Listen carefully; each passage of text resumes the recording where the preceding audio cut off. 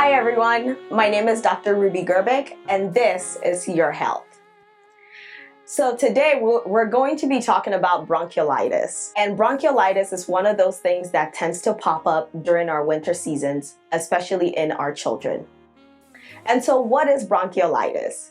So bronchiolitis is a very common lower respiratory tract infection. It mainly affects infants and young children. Almost all children who get bronchiolitis get it by the age of 2. And it's mostly very severe in kids that are about 1 to 2 months old. It is characterized by inflammation and congestion of the smallest airways, which are your bronchioles. So think of your lungs as a big tree, right? So your trachea is the trunk, your bronchus is the branches, and your bronchioles are the little leaves that come off of that. And then the fruits that are on that tree would be considered like your alveoli. So what is actually happening in bronchiolitis? When there is any kind of edema or swelling or any kind of mucus or cellular debris down there, there is something called a ball valve obstruction. And so think of your alveoli or the very smallest part of your lung as a balloon inside of a balloon, right? So you have a big balloon and then a tiny balloon inside. If you tie off that tiny balloon, there's no air coming in or coming out.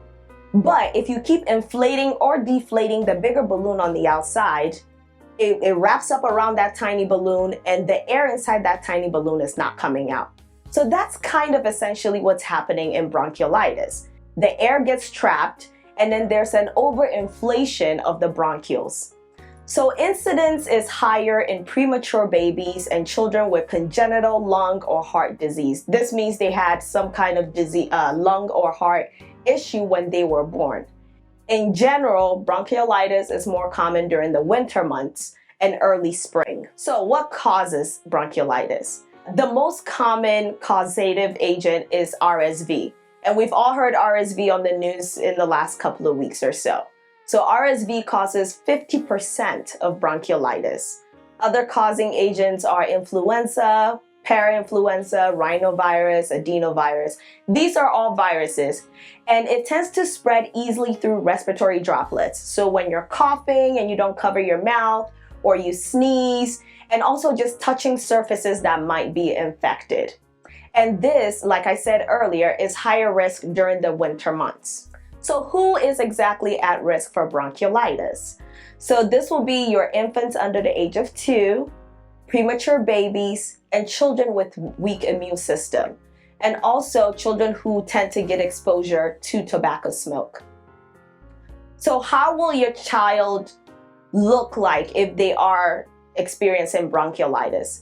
Usually they'll have an upper respiratory infection, so coughing, runny nose, stuffy nose. They'll have a fever, they'll have a decreased appetite, and for infants, they will have something called poor feeding. So you put a bottle to their mouths or you're trying to breastfeed them and they don't seem to eat anything at all. These kids are also usually very irritable and they have paroxysmal wheezing, a wheezing cough. So paroxysmal just means that it's a sudden onset or it's like a spasm. And they'll also have trouble breathing and things of that nature.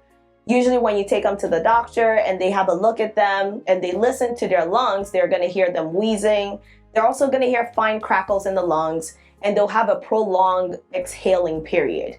And sometimes they can also be hypoxic, which is low oxygen in the blood. So on clinical presentations, the kids will normally have these symptoms that I talk about. And you also want to look at the age of the child. If your kid is anywhere between a month old and about 2, 3, or 4, and also around winter time, this is when usually happens.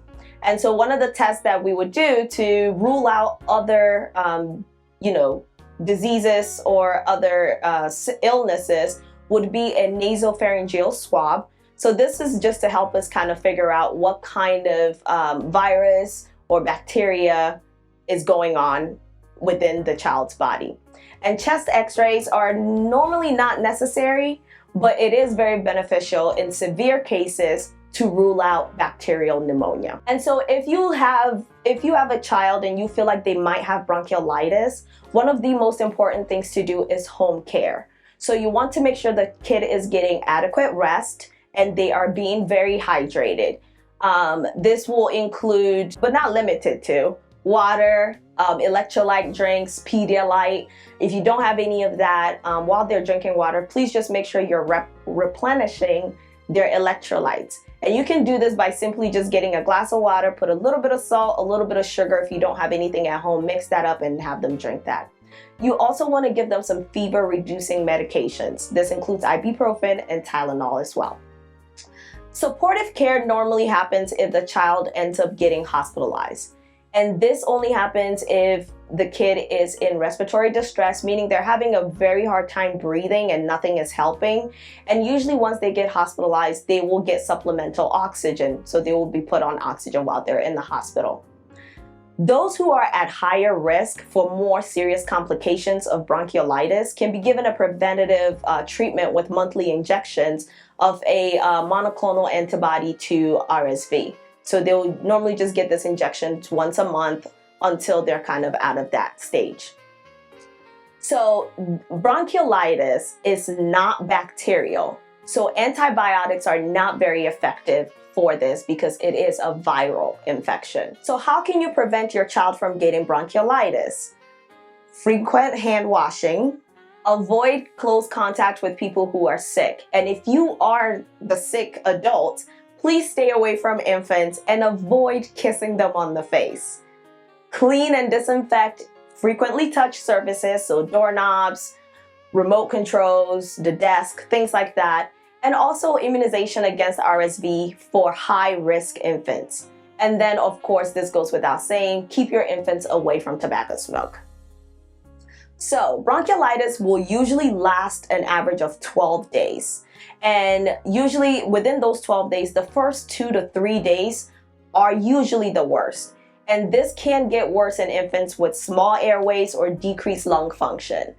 Infection can typically resolve on its own. So, with doing the home care, making sure they're resting, they have enough fluids, it will resolve on its own without severe complications. However, in very rare cases, the weakening of the immune system can cause the secondary overgrowth of bacteria. So this can lead to pneumonia and respiratory failure. And this is the more deadly and serious part of bronchiolitis.